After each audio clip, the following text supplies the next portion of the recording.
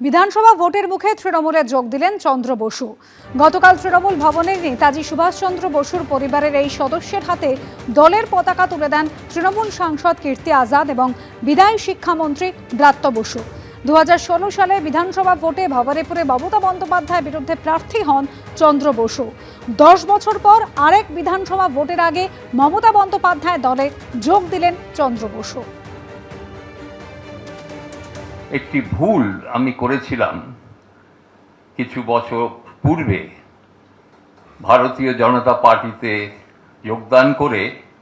সেই ভুলটি সংশোধন আজকে আমি করে নিলাম তৃণমূল কংগ্রেসে যোগদান করে।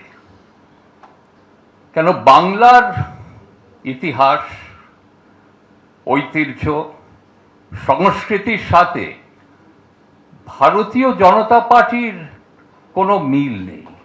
2016 সালে ভারতীয় জনতা পার্টির সাথে যুক্ত হবার পর এটি স্পষ্ট হয়ে যায় যে ওনারা কিন্তু ভারতবর্ষের সংবিধানের বিরোধিতা করেন।